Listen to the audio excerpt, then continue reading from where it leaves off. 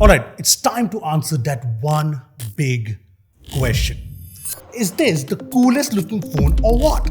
I mean, let's rewind a bit. Nothing ever since its inception, its Interstellar, has been all about transparent designs. And yes, there have been some misses, but mostly this unique design language has been a big hit.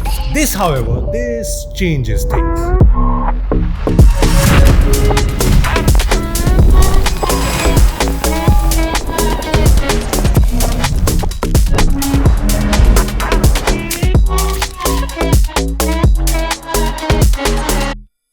Yeah, this is the new Nothing Phone 4a Pro, the most hyped phone right now. And trust me, if you're planning on buying this phone, I'd suggest you watch this video till the very end, because you know what, it's time to look past all that hype. And this starts at 39,999, 34,999 with all the offers. And the question is, should you be buying this? You know what, hit that subscribe button, hit that bell icon for more kick-ass videos like this, and time to get into details.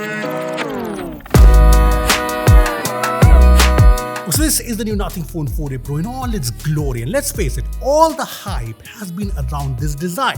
See, this lets go of the transparent busy bags. This is a more clean but industrial all-metal unibody design. There's these antenna bands around which you expect from all metal phones, this circular indent at the bottom left, a design element, not a button. But hey, we have seen metal phones in the past. What makes this whole design unique is this camera module. Yeah, this is what's very nothing like. Bold, transparent elements, the red LED that blinks when recording videos, the asymmetrical cameras, two in a pill, one in a circle, there's the flash and the mic, and if you look closely, you can see the 3D contoured bumps, and this whole panel is plastic but said to be very scratch resistant. And finally, there's the big dot matrix display, aka the Glyph Matrix. And yeah, we've seen this on the flagship Nothing Phone 3 too, but this is a little different. See, the Glyph Matrix on the Phone 4a Pro is twice as large, twice as bright compared to the Phone 3. It's not as pixel dense as the one on the flagship, and doesn't have a capacitive button to control it, but apart from that, this is still very cool. I mean, you can select between 4 brightness levels and it gets very bright. And yes, you get the cool animations and effects for different ringtones, different notification tones. You can even assign ringtones and different effects to individual contacts. You can use it as a volume indicator. There's the Glyph timer, which has this cool animation. You can see progress here for Uber rides, Zomato orders. There's essential notifications where the Glyph Matrix remains on to make sure you don't miss an important notification. And yeah, you can totally customize what qualifies as an essential notification. I mean, you can create rules like select the app, the contacts, the keywords, and then assign an icon to that particular route. Attention to detail and pretty useful. There are also a few always on Glyph toys that turn on with flip to Glyph, like the clock or this battery, the solar clock, etc. Look, when the Phone 4a Pro was first unveiled, there were a lot of mixed opinions on this design, but you know what? I'll say it, I love it. It's bold, it's got personality, the metal vibe. I mean, I'd probably rate this the coolest looking phone of 2026, and not just because it looks really cool. It's the slimmest Nothing phone ever at 7.95mm, also the slimmest metal phone in the market right now. And even at 210 grams, the comfort is great because the frame blends seamlessly with the back. It's rounded enough. The in-hand feel is very premium, and this whole design is like IP65 rated, splash and water resistant, and this is set to be safe underwater for like 20 minutes up to 25 centimeters, so something to note. As for the display, yes, you get the symmetrical bezels, you also get the same optical fingerprint scanner, and as for the display, there are some upgrades from the 3a Pro. So this is 6.83-inch 10-bit 1.5K AMOLED panel with a 144Hz refresh rate, 5000 nits of peak brightness, 1600 nits in HBM mode, Gorilla Glass 7i up from Pana Glass, and this display is good sharp, not overly saturated, good color reproduction, it's smooth too, although 144Hz is limited to some apps and games and mostly works at 120Hz. It's fairly bright too, and yeah, no HDR in Netflix since it's not pre-installed, but YouTube does support it, and yes, HDR videos look fantastic. Add to that, the stereo speakers here aren't the loudest, but they're very clear, no distortions, so yeah, fairly good overall. And the battery too gets an upgrade. This has a 5400 mAh battery. I know, no massive silicon carbon battery, but generally we have found Nothing phones to have very good battery optimization, and that remains here. I mean, we have been getting a screen on time for around 8 hours on like mixed usage of some moderate day-to-day usage and some heavy usage, and that is pretty solid, and this is on Wi-Fi mostly. Charging is at 50 watts, and we tested things with a PPS charger and fully charged in about an hour, so fairly good. I mean, yeah, this design is killer, and that's the big highlight of this phone, but there's also a lot of hype around the cameras. I mean, it's the 4a Pro, so are the cameras Pro. Look, specs wise, this packs in the 50 megapixel Sony LYT 700C primary camera with OIS, which is different from the 4A.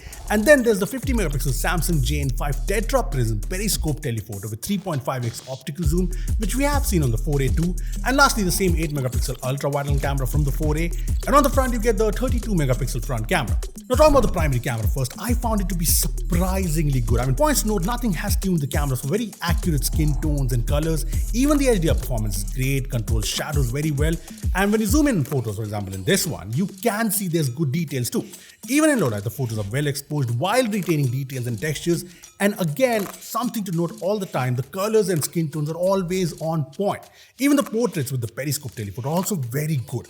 The skin tones, facial details, even the bokeh fall off looks very natural. And same with the selfies. I mean, it's clear nothing has worked on the optimization here. Now, the 8 megapixel ultra wide is decentish, but this periscope telephoto also brings better zoom capabilities.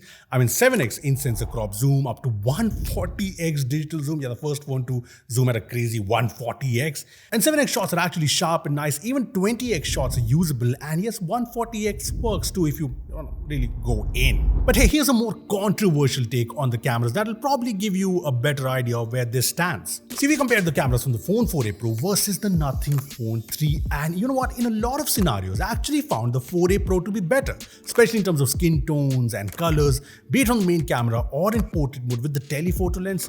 I mean, you guys tell me, what do you guys think from these photos? Now, videos from the Phone 4a Pro look good too, and the Phone 4a Pro can shoot 4K 30fps videos from the main and the telephoto, but the selfie camera is limited to 1080p 60fps. Now, moving on to the performance, and let me make it clear, this isn't exactly a gaming phone or a performance beast, because let's face it, 7 Gen 4 at this price screams, hey, I'm a balanced all-rounder, but that's not a bad thing, right? I mean, you get LPDDR5X RAM, UFS 3.1 storage, and 128GB in the base variant in 2026 isn't the best, but at a part here, the benchmark scores fairly solid, and 7 Gen 4 is a very consistent performer, we all know that, and this runs great for day-to-day usage, the different apps, multitasking is good, and I'd say this is pretty good performance unless you're a hardcore gamer. I mean, it does gaming all right. We got an average FPS of 109 in BGMI with a 99.9% smoothness, and there weren't any major frame drops. Even in COD Mobile, we got an average of 86.9 FPS at 100% smoothness, and the game runs on 90 FPS. And not just numbers, the gameplay is smooth, and if you notice in the FPS test screenshot, the temperatures in BGMI touched 40 degrees,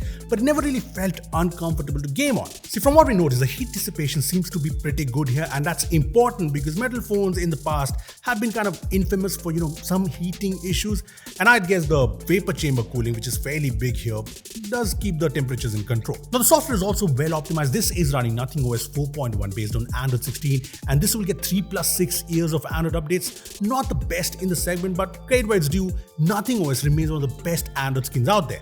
I mean, no bloatware as such, only Facebook and Instagram, which can be uninstalled, no lock screen glimpse, aka glance here, and you get all the great features like the coolest widgets out there, the whole Nothing style minimal UI, useful features like Essential Space with the Essential key, which lets you save anything you want, screenshots, tickets, gadgets you see in our videos, subscribe for that. And like that, a lot of the features here are actually powered by the community.